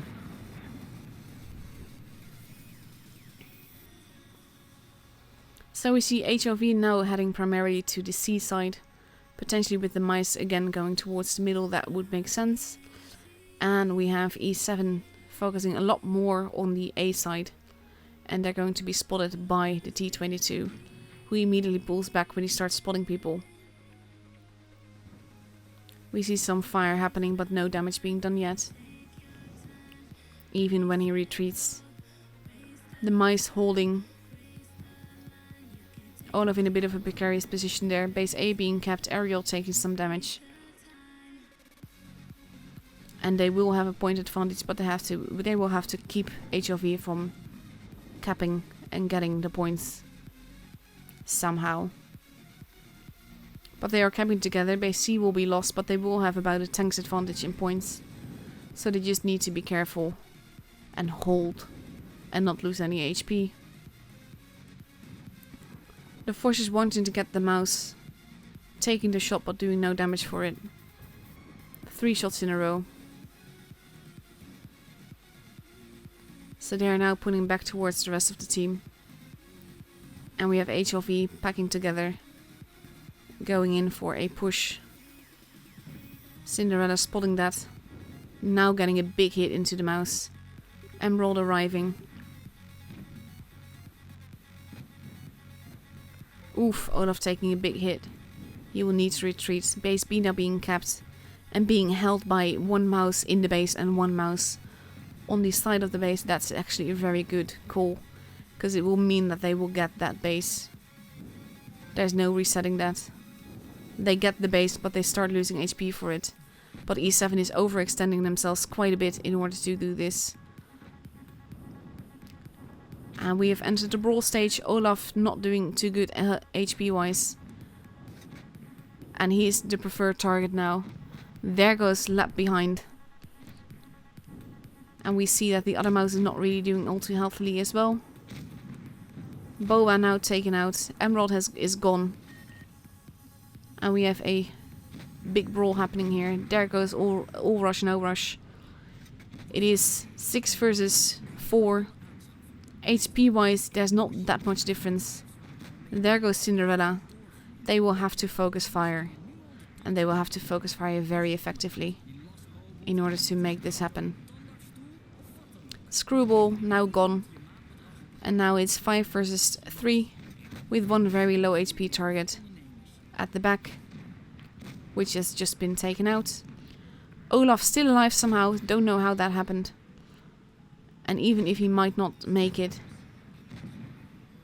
there we go. It is 4 versus 1. And this is E7's game. Very nicely gotten back. Love the focus fire in this game, guys.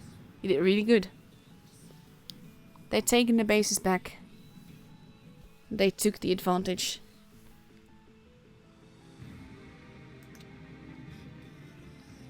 good game, definitely. So now we are going to the third map in this matchup, which is Alpenstadt. And Alpenstadt is one of my more favorite maps because it's not yet been overused. It's not yet predictable. You have 3 bases. Base A, which is considered the map base. Base B, that is considered, well, the super heavy base, really. And base C, that is considered a heavy base. Like with a lot of maps, you can't really dominate these bases together. But there are ways to sort of keep the enemy from getting it by going into a certain position. So you don't even have to basically cap the bases as long as you dominate them. That's all about what it's all about. But it is not easy on this map because there's a lot of different positions that work very well. So that is the map that we are going to. We have less than a minute left before we actually go see this matchup. Again, pressure is on E7. They have to win all the next games in order to get the point. HLV just has to win 1. And HLV has readied up with an IS-4, a mouse, two 268s even, a 215B and an STB and a Batchat, and they're going to go up against 3 215Bs, 2 Forces and 2 140s. So that is quite the mobile lineup with derp power on E7 side, with a bit more armor on the other side. So with 20 seconds left, we are ready to go. The only ones that is not ready to go is Wargaming and the game itself. Just going to make sure that there is no map on the screen blocking everything for you, because that would be very, very useless.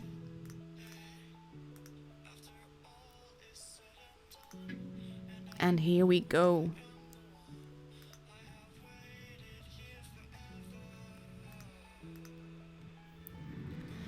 In the meantime, I understood that the 3rd crate has been dropped, so that is actually epic, because it means that when the games are over I can actually stop. Because last night the crate dropping started way late and I actually streamed about 40 minutes more just to make sure that people got their crates.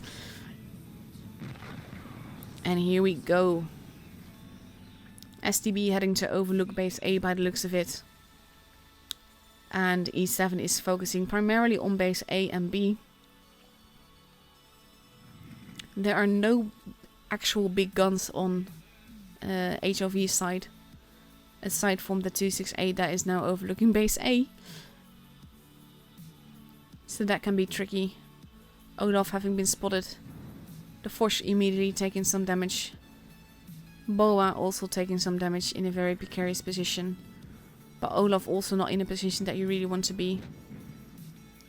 Mulan taking base B, but that will be very tricky because there's a mouse coming his way. Boa losing a lot of HP. Mulan not able to cap.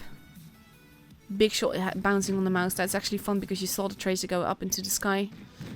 Mulan taking big hit there. But the mouse is paying for it. And if Mulan manages to get both shots in, it can work out in their favor, but they will have to be careful, especially with the Batchat arriving. Oh, and that is a very expensive shot not to pen. They have to take out that mouse. And they have to take it out now. There we go. All rush, no rush is gone, even though it nearly cost Mulan his life as well. We have the FV and the 268 that are rushing in, going after the mats. While having a, let's have a look-see there. Oh, that was a derp one. And that is going to hurt, probably. It's actually not, because he's just turning around. Trying to do big damage into Olaf, who is still alive and doing quite well. But there... Oh, actually, Olaf is gone. Cinderella almost reloaded. Boa just went. Emerald just lost his life. Big hit into the FV there. And Cinderella is in pursuit, taking a hit, but he is still alive. Oh, and that was a nice derp shot by Merida, surviving that. Again, HLV has more tanks. But HP-wise, there are so many low HP shots. There we go. It is 3 versus 3. Cheesy bugger in a bit of trouble. He just has to... Ooh, he has to avoid getting shot, and he does. So I'm going to try and take you into a position where we can see that the Batchat arriving. Batchat derping that shot. It is 2 versus 3. Cheesy buggers might not make it. The rest of his team is arriving. And as long as he can get this shot in first, or bounce the shot by the 268, that's not gonna happen. But he immediately dies for it. And now it's just the Batchat that just gets killed by Merida. And the game is 4-E7. That could have gone either which way, to be fair, but that, wow, nicely done.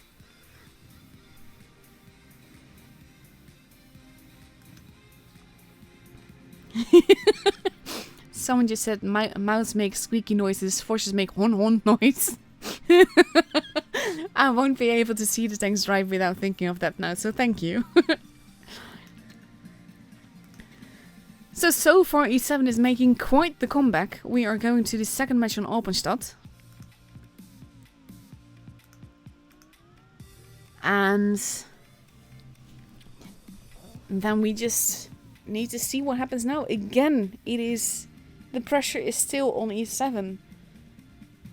But it could potentially happen. And we see E7 with a completely finished lineup now of a 121B, a T22 medium, 2 268s, 2 IS4s and a 113. And they're going to go up against, let's have a look see. 1 IS4, a mouse, a 268, 2 215Bs and 2 T22 mediums. And it's those last tanks that could potentially change the whole of it, really. And I like that they're making a comeback, because as a streamer, I love tiebreakers, because A, it means more tournament matches, and B, it means epic gameplay generally, because the pressure will be on both teams, and that just makes it so different. And I love that. So I'm kind of hoping to get another tiebreaker, because that would definitely be epic now. So we have 20 seconds left to go before we enter the match. And then we will see if E7 can continue making this comeback.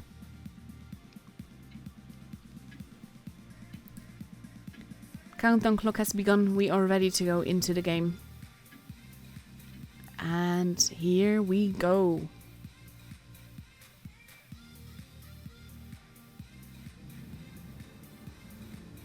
I like how people are now saying that E7 needs Aladdin or the fairy godmother.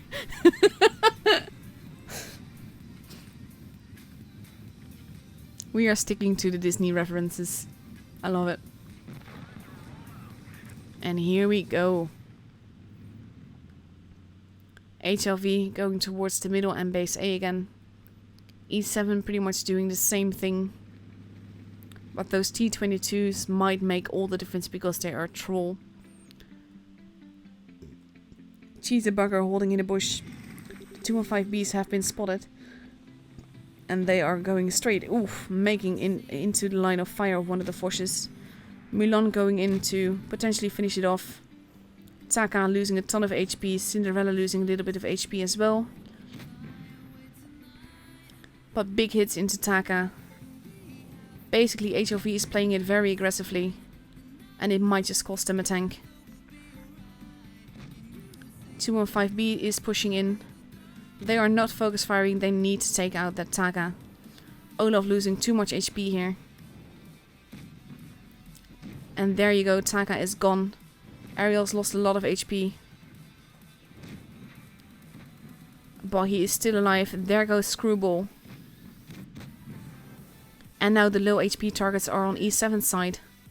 And they need to be taken out if HLV wants to take this home. Ariel still alive. There goes Liberty. It is 7 versus 4, but there are some very low HP targets. Lap behind wants to take it home. There he goes. And E7 is just cleaning house. Now there's only 2 guys left. And he's ignoring Olaf, the one shot. No, he's not anymore. Big hit into Boa. And Olaf is the only one that melted away right now. And now we just have the mouse. And he takes out Elsa. Frozen has been defrosted. And that was a big shot to miss. But overall, this is definitely E7's... Yeah, what the hell? That's one way of doing it, I suppose.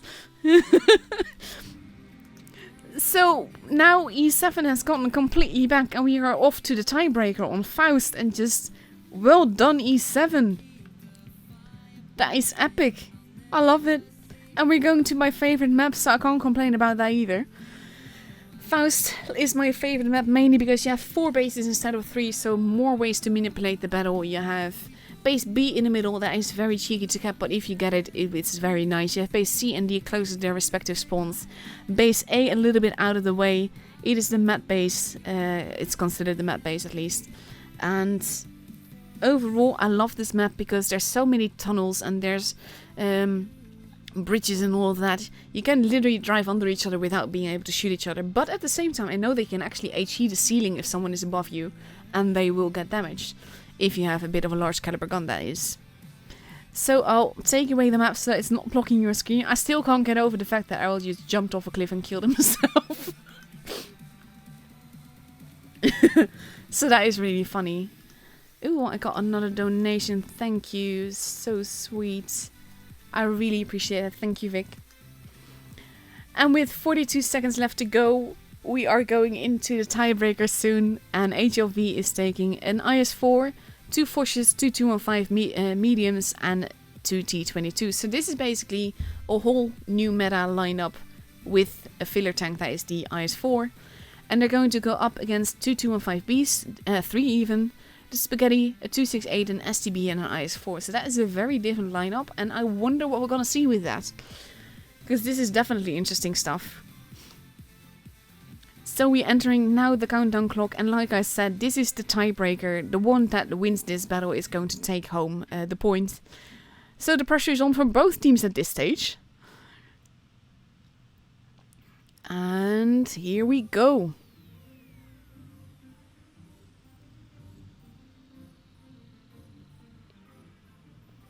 And let's see what they do on Faust.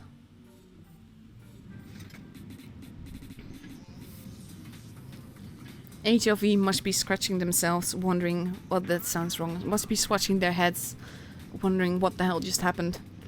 Because they had a 3-0 advantage and they lost it. And HLV focusing primarily on the C side, on the D side I should say. And pushing on ahead, with Screwball probably going to take base D. Where we have the Spaghetti and the STB capping on the other side and watching on the other side. And holding, probably expecting them to be at base. They are running away, not wanting to be here right now. And I think that's a very good call. Because now, even though HLV has... Oh, Mulan just taking a massive hit. You should have kept running. That is not the way you want to do this. And they have to be very careful. Because you don't want to lose too much HP here. And they still managed to do it. Base A being kept. Spaghetti now taking a big hit. Not sure why he's doubling back. He has to be careful. That is a ground shot. That is not something that you want. There's a searchlight in the way of the video. And we have the rest of E7 pulling back. Spaghetti in trouble. Ooh, Liberty taking massive hits. But it might not be in time to save the Spaghetti. There goes the Spaghetti. And there goes Liberty. Both teams have lost the tank.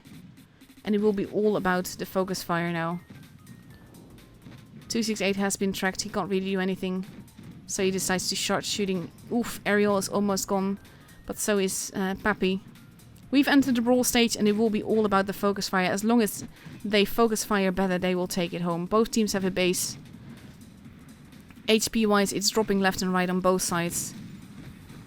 Oof, Mulan almost gone. 268, not sure what he's doing. Wanted to get that T-22. Both teams have lost 2 tanks now. Medida taking out the T-22. HP wise, it is very close in literally always. But there goes Cheesy Bugger. There goes Taka. Fosh. Oof, almost gone. Oh, he is gone. And it is 4 versus 2. And it looks like E7... Actually, I don't want to call it. I'm afraid to call it. They need to work together. They need to get that Fosh out of the way. Oh my god, they did it. And now it's 2 versus 1. And this looks to be E7's miracle. E7's fairy godmother came through. This is like... Now they're just blocking each other's shots. That's actually not a good thing. And there we go. E7's fairy godmother came through. Aladdin came through on with the genie. I don't know how you want to phrase this. This is a miracle. And it is epic. Well done. Oh my god. Seriously, guys. You can't have expected this beforehand when they were behind with 3-0. Because I always say, because I don't want to sound too negative, that people can still have to win the next 4 games as if it's a real possibility. Well, E7 just proved that it is a possibility. What the hell, guys? Amazing job. Well done. Oh my god. I can't get over this. Seriously. I have a feeling, because it will be very hard for EU and NA to trump this tonight. That is just... Wow! Amazing job, guys, honestly. So it's actually E7 that takes the point home from this, even though it looked to be going very differently for a long time. Oh my god. So Feast won both matches today. Let's have a look, see what happens here. TNM only lost the 1 game, but that's also a complete matchup. Then we have ICT that took another point. HLV that has 2 points. E7 has now 3 points, I believe. And Low has a point. Let's see what happened with them. They are still going against NUP. So that is the match that we are still waiting for, because we should have 16 points in total. We have 7, 9. We are at 14 points right now, so we need 2 more points. Let's see what ICT is doing. That's actually what lost to TNM. So they stick with the 2 points. What is King doing? They were up against Feast. Nob is still going. So that's the one that we are waiting for. Oh my god.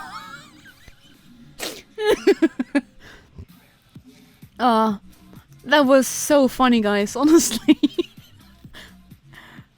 I will happily just... These are the kind of matches that I just want to go to. Actually, no, there's not... No, there should be 16 points, shouldn't there? So we have 7, then we have 8, 9, 10, 11, 12, 13, 14, 15. Yes, it's NUP that we are waiting for to see what comes out of this matchup. They're probably also in a tiebreaker at this stage. So I'll just wait a tiny little bit to see what happens. Low versus NUP. Both needing the points very desperately. Oh my god, honestly, guys. How did you just... Epic stuff. This is what you really want as a spectator, as a streamer. You just want to see this and you're like, what the hell just happened? Very well done. There's 24 messages. Like I said, I'm not going to check them on the screen, on the stream. I'll check them afterwards. Everyone will have gotten the crates by now, so all of that is just arranged and perfect. And I hope people really enjoyed this. Not just me streaming, but also the gameplay, because oh my god. Yeah, I can honestly say I really enjoyed that. So let's see, do we have a result yet for Low and Nub? Even though the points are yet to be updated. Come on, load in. Nope, not yet. But they should be out any moment, so I'm not going to show you another replay. We will just talk a little bit about what the hell just happened. I love that E7 took it back. They started focus firing. This is something that went pretty wrong yesterday with the focus fire. That's mainly why they lost several games yesterday. Because the focus fire, they were like pushing and then just shooting different tanks. But today it was on point.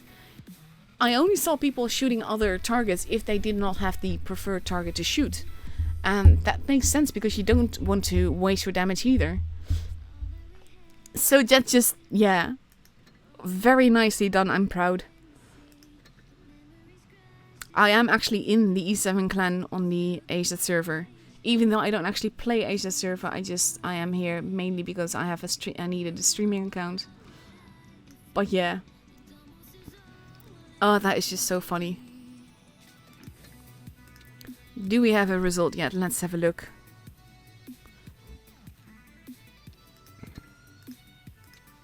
Come on, result.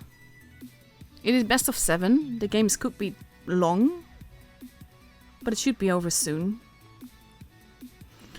Because if they have the 7 game, you have 6 minutes. No, actually, no, you have more than that. 7, you start with the 5 minutes, but that's like predetermined. Then you have 5 times 2 minutes, so that's 10 minutes. So that means that they would have had about 30 minutes playtime by now, 30, 35 somewhere.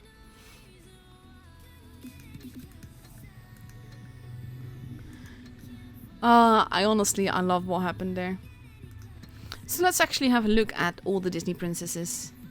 I can't actually go to my clan. How do I go to my clan profile here? I can't do that through I'll just do it through here. Personnel. We have an Ariel. We have a Mulan. Then we have a Cinderella. We have an Elsa. We have a Jasmine, a Merida, a Moana, Olaf, Pocahontas.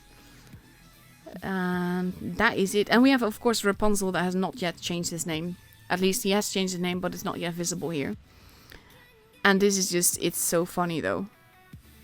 That matchup. I love the Disney princesses. I hope it's a theme that they just continue. So let's see, do we have a... Oh my god, I have to check this. Because it looks like maybe, just maybe, I've hit the mark that I've been waiting for. No, not yet. I'm at 4.9, well, I'm 4,980 subs now. So I need a little bit more to get the 5k. Not yet. I am at... But I'm so close. And I still have 5 days to reach that personal goal. It's actually, there's nothing that says that I have to get it for my birthday. But it's more like, I wanted to get 5k for my birthday. So yeah, let's have a look if we have a result yet. Oh, this was so funny though. So let's have a look. Do we have a result yet? In the meantime, there is some advertising happening in this in the playlist that I use, but it's mainly if it's actually copyright free for the rest of it, then I really don't mind really. So we still don't have a result, so we have to wait a little bit longer. We can look at my avatars. I don't really have money. I have a temporary one, this one, because I have registered my account years ago. And I opened one crate to get a proper avatar, and this is the one that I got. Which is exactly the one that I wanted, so that helps. So yeah, I'm just going to go back and forth between the tournament board, because we should know soon what it says it updates every 5 minutes, but yeah. We should know soon. We don't know exactly what minutes it will update, and it's still not known. So this has to be a 4-3 at some point. It kind of has to. But that is the only one that we are waiting for, and then I will finish the stream, and then I will get some more sleep. Oh my god. You really made a wish to your fairy godmother, didn't you? Oh, that was so funny. Absolutely loved it. I can't believe they pulled that back. Come on, show me that last result, please.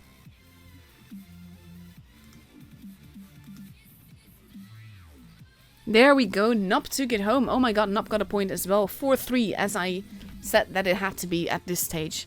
But that's mostly because I calculated the time that they would have had. But there must have been some epic battles as well. So then we have Feast with 4 points, TN and M and E3 with E7, sorry, both with 3 points. ICT and HLV with 2 points, Low and Nop with both 1 point, and King with 0 points as the last standing of today. I will not be streaming Asia again until next weekend, but there will be Asia streams every day, either by PK on Blitz or by Rolling Swarm. So keep an eye on the portal. You can still get stuff for watching the streams. I will be back in about 7 hours, no, actually about 5 hours to stream EU. That will also be a great stream, so if you are going to watch that, make sure you are logged in on the portal and watching it there so you can get free stuff. And I will be back tonight as well with the NA stream. So I hope you all enjoyed this. I definitely did. Thank you all for watching. Thank you all the teams for the lovely gameplay. Thank you E7 for making it such a fun stream. And I will be back later on. So I wish you all a good night or a good day, depending on what time zone you're at. And goodbye for now.